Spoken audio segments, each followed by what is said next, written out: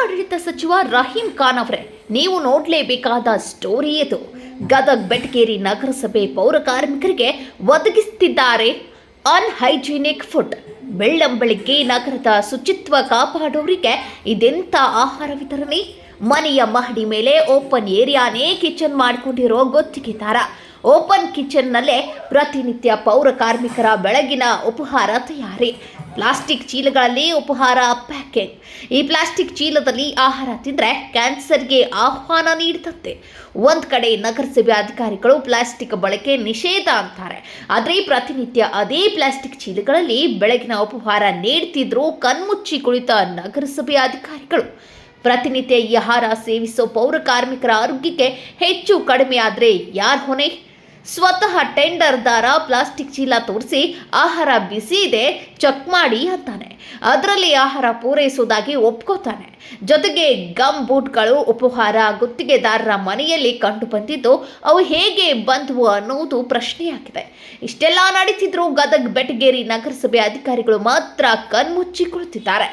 ಪೌರ ಕಾರ್ಮಿಕರ ಆಹಾರ ವಿಚಾರದಲ್ಲಿ ಬೇಜವಾಬ್ದಾರಿ ತೋರಿಕೆ. ಅಧಿಕಾರಿಗಳ ಮೌನಕ್ಕೆ ಕಾರಣ ಏನು? ವರದಿಯ ನಂತರವಾದರೂ ಪೌರಾಡಳಿತ ಸಚಿವರು ಎಚ್ಚೆತ್ತುಕೊಳ್ತಾರಾ? ಗದಗ್ ಜಿಲ್ಲಾಧಿಕಾರಿಗಳು ಅಧಿಕಾರಿಗಳ ಮೇಲೆ ಕ್ರಮ ಕೈಗೊಳ್ತಾರಾ? ಉಪಹಾರ ಗುತ್ತಿಗೆದಾರನ ಮೇಲೆ ಶಿಸ್ತಿನ ಕ್ರಮ ತಗೋತಾರಾ? ಪೌರ ಕಾರ್ಮಿಕರಿಗೆ ಉಣ್ಣೋಕೆ ಯೋಗ್ಯವಾದ ಉಪಹಾರ ಒದಗಿಸ್ತಾರಾ? ಕಾದ್ ನೋಡಬೇಕಾಗಿದೆ.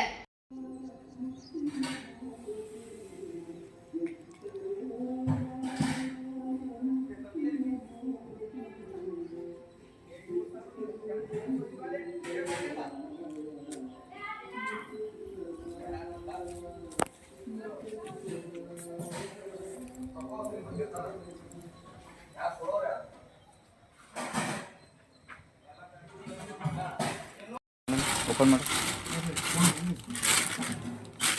ಶೂಸ್ ಓಪನ್ ಒಂದು ಓಪನ್ ಶೂಸ್ ತೆಗಿ ಸರ್.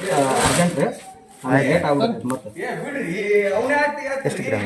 ಇದು 280 ಗ್ರಾಮ್. ನಿಮಗೆ ಸಂಬಂಧ ಇದೆ, ನಾವು ಅದನ್ನ ಕೊಡುದಲ್ಲ, ವೇಟ ಮಾಡಿಬಿಡ್ತೀವಿ ನಾವು. ನಾವು ಒಟ್ಟು ಡಿಫರೆನ್ಸ್ ಇಲ್ಲ, ತೂಕನ ಐತಿ.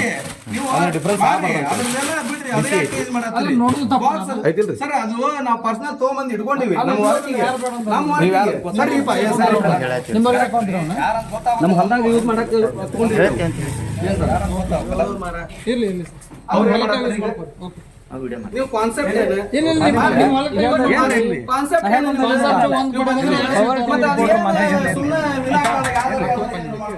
ಕರೆಕ್ಟ್ ರೀ. ಐಡೆಂಟಿಟಿ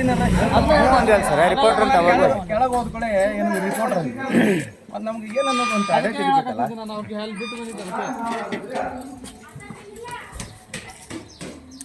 ಹಾಳಾಗಿತ್ತು ತಿನ್ನೋ ಬರ್ತಾವೆ. ಹಾಂ ಬರ್ತಾವೆ. ಇವು ತೆಗಿತೀವಿ, ಹಾಕೋದಿಲ್ಲ. ಮತ್ತು ನೀವು ಇದನ್ನು ವಿಡಿಯೋ ಮಾಡಿ ಮತ್ತೆ ಇದನ್ನು ಕೊಡ್ತಾರ ಅನ್ಕಿಂದಿರಿ. ಚಲೋ ಕೊಟ್ರೆ ನಾ ಹೇಳಕ್ ಅಲ್ಲ, ನಾವು ಎಂತ ಕೊಡ್ತೀವಿ ಅವ್ರಿಗೆ ಗೊತ್ತಿಲ್ಲ. ಅಲ್ಲ ಅಲ್ಲ ಅದು ಯೂಸ್ ಮಾಡೋಂತಾರಲ್ಲ ಅವ್ರಿಗೆ ಗೊತ್ತಿಲ್ಲ ನಾವು ಯಾರು ಕೊಡ್ತೀವಿ ಅಂತ. ಯಾವ್ದು